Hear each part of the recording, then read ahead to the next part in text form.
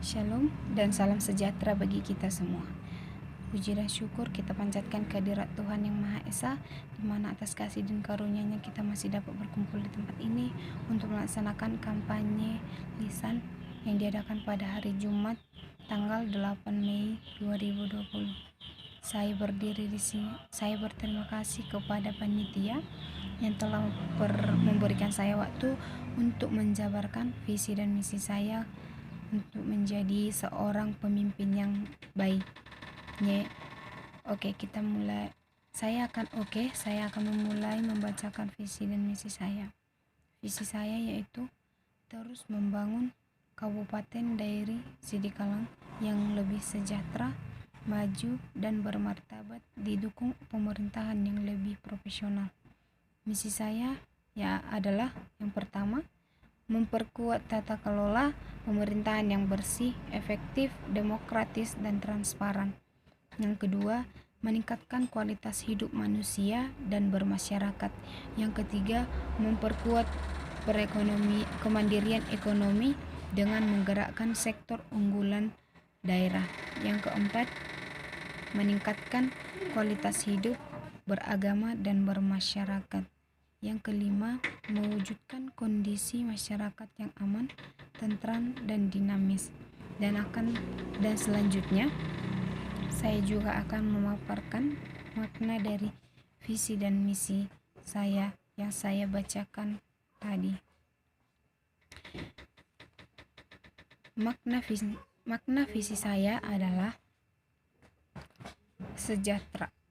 Sejahtera mengandung makna dalam 5 tahun ke depan akan terjadi semakin meningkatnya kesejahteraan masyarakat yang diindikasi dengan meningkatkan pendapatan per kapita penduduk, yang berdampak pula pada menurunnya angka kemiskinan serta peningkatan keterjangkauan pelayanan masyarakat dalam memenuhi kebutuhan dasar.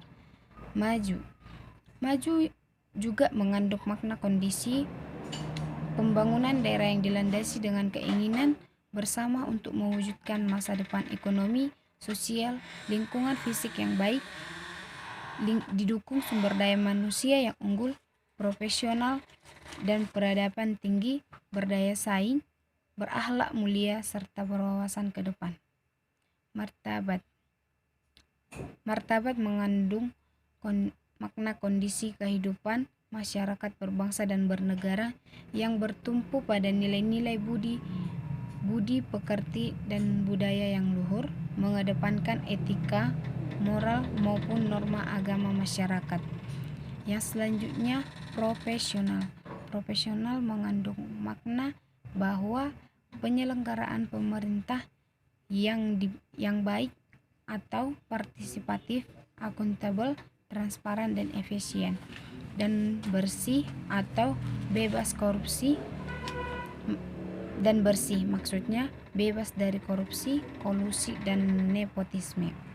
Selanjutnya, saya akan menjabarkan misi yang kelima dari yang saya bacakan tadi.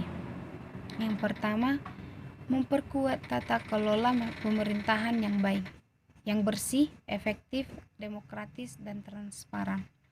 Kualitas tata kelola pemerintahan yang bersih, efektif, demokratis, dan transparan dapat mendukung keberhasilan pembangunan dan peningkatan daya saing daerah.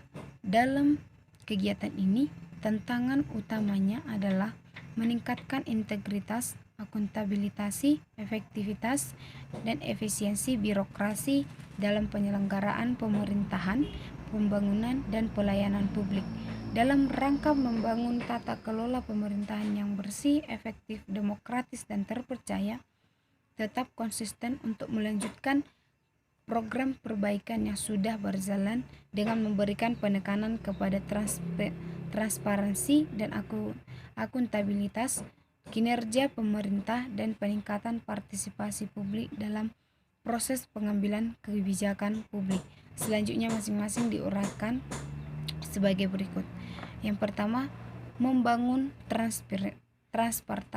transparansi dan akuntabilitas kinerja pemerintah.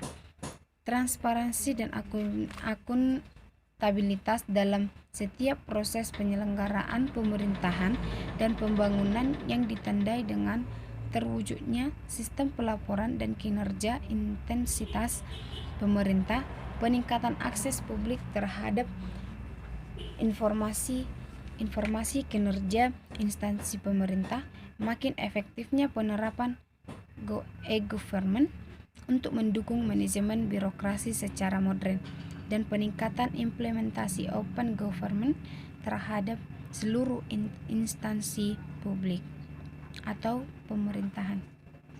Yang kedua, meningkatkan partisipasi publik dalam proses pengambilan kebijakan publik. Keterbukaan informasi publik dan komunikasi publik ditekankan pada peningkatan akses masyarakat terhadap informasi publik dan meningkatkan implementasi open government pada seluruh instansi pemerintah. Yang kedua, meningkatkan kualitas hidup manusia dan masyarakat. Pembangunan manusia dilakukan pada seluruh siklus kehidupan manusia, sejak janin dalam kandungan sampai lanjut usia, yang pada hakikatnya adalah membangun manusia yang sumber daya pembangunan yang produktif dan berdaya saing, serta sebagai insan dan anggota masyarakat yang baik secara rukun, ramai, gotong royong, patuh pada hukum, dan aktif dalam bermasyarakat. Dengan memperhatikan keberagaman masyarakat dilihat dari latar sosial, ekonomi, budaya, geografi, pembangunan manusia dilakukan secara kohesif dan inklusif sehingga manfaatnya dapat dirasakan oleh seluruh komponen masyarakat tanpa membedakan latar belakang mereka.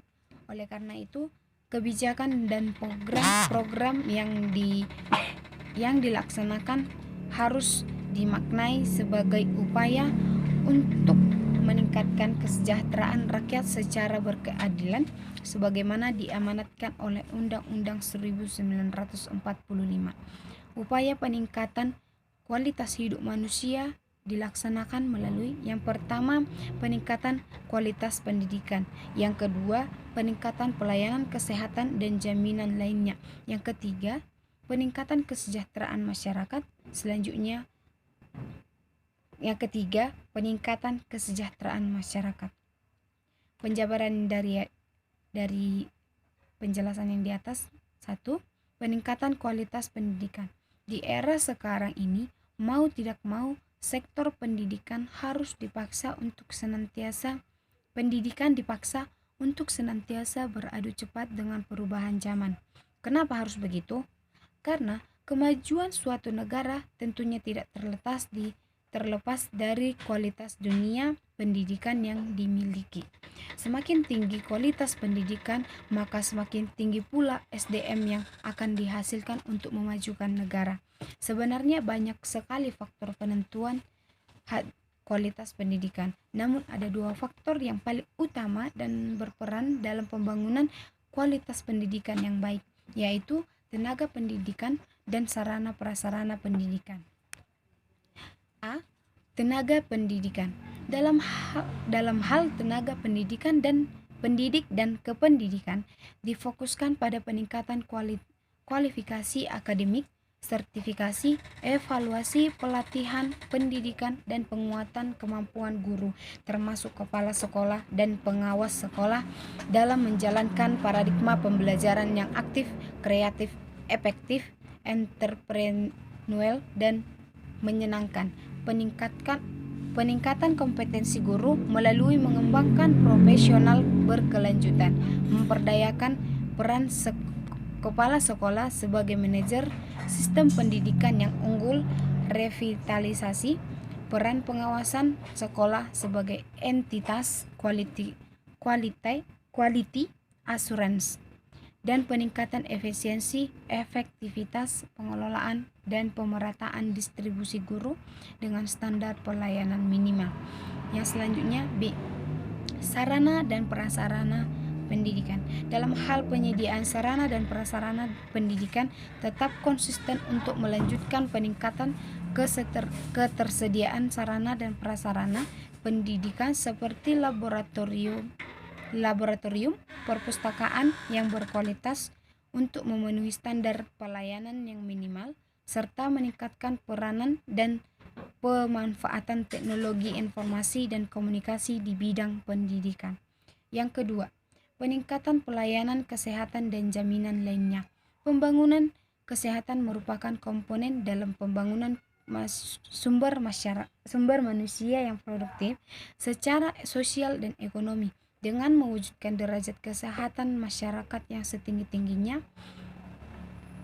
pembangunan kesehatan menjadi bagian yang mendukung dalam pertumbuhan ekonomi dan penanggulangan kemiskinan. Perbaikan status kesehatan dan gizi masyarakat terus dilakukan melalui berbagai upaya. Upayanya adalah sebagai berikut. Meningkatnya pelayanan kesehatan bagi warga miskin, menghilangkan image masyarakat bahwa pelayanan terhadap warga miskin atau kurang mampu tidak terjadi diskriminasi pelayanan. B. Meningkatkan akses dan mutu pelayanan kesehatan dasar dan rujukan. Seluruh rumah sakit pemerintahan, apakah itu puskesmas, BULLD, BLUD, mendapatkan subsidi obat dari pemerintah. Dengan subsidi tersebut diharapkan dapat memberikan pelayanan yang baik bagi masyarakat dengan biaya yang murah.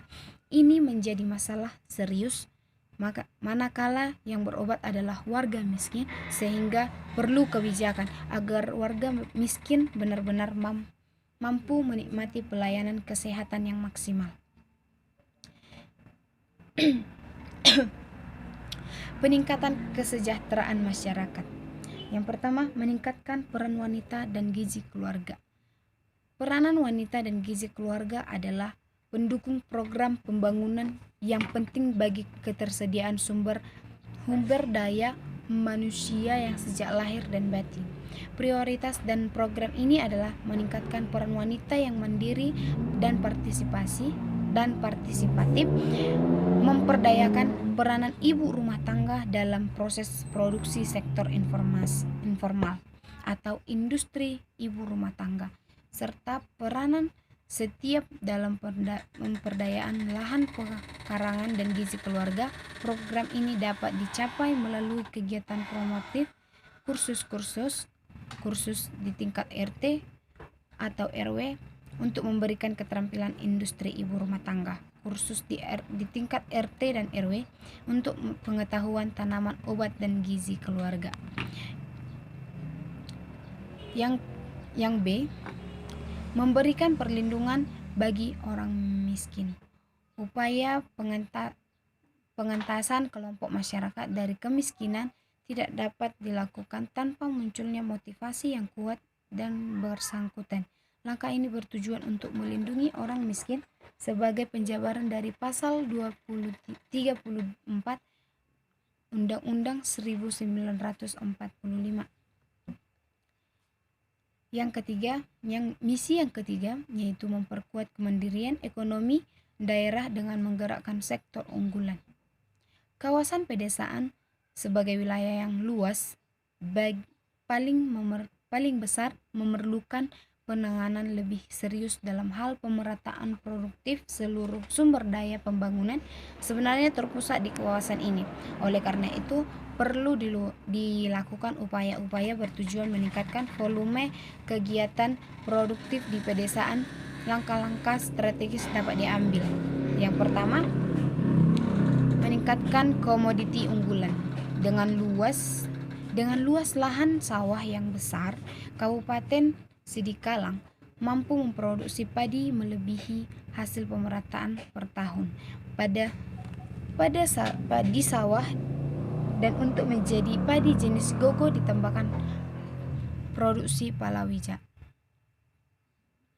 Sektor pertanian ini dapat ditingkatkan lagi dengan mencoba komoditas unggulan yang memiliki nilai jual tinggi dan efisiensi produksi dikerjakan dengan pola budaya terpadu serta membangun sistem budidaya produksi dari hulu hilir.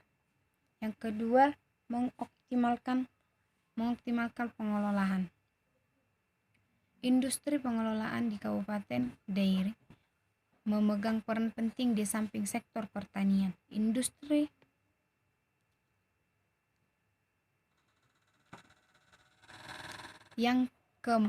Misi yang keempat, meningkatkan kualitas kehidupan beragama dan bermasyarakat. Gotong royong yang merupakan watak karakter dan kepribadian masyarakat kita mampu menghadang sifat individualisme yang menjadi kebiasaan sehari-hari. Kebiasaan hidup gotong royong dengan nilai budaya dan agama suatu kesatuan yang mampu memperkuat dan mempererat tata kehidupan masyarakat agar semangat kebersamaan tersebut dapat terbina. Maka diperlukan meningkatkan semangat gotong royong, melestarikan seni dan budaya daerah. Yang ketiga, memfasilitasi kerukunan kehidupan beragama. Dan misi yang kelima adalah mewujudkan kondisi masyarakat yang aman, tentram, dan dinamis. Kepala daerah bertanggung jawab atas tercapainya kondisivitas suatu daerah. Namun, dalam menjaga kondisi tersebut, maka senantiasa bekerja sama secara harmonis, sinergis, dan saling menghargai satu dengan lain, yaitu kepolisian, kejaksaan, pengadilan, Kodim juga menciptakan rasa keadilan dan kepastian hukum.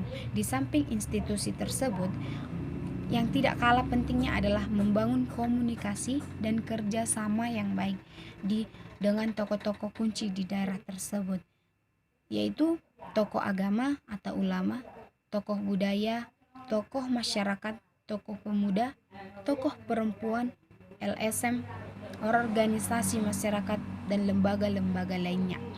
Dengan membangun komunikasi yang harmonis dan rasa tanggung jawab bersama serta menghilangkan rasa saling curiga, maka akan tercipta kondisi masyarakat Kabupaten Dairi yang aman, tentram, dan dinamis. Demikian visi dan misi yang saya sampaikan. Jangan lupa untuk memilih siapa yang akan menjadi pemimpin yang terbaik untuk daerah kita ini. Ikuti kata hati, ikuti kata hati, ikuti pikiran, jangan salah pilih. Pilihlah nomor 1. Hidup nomor 1.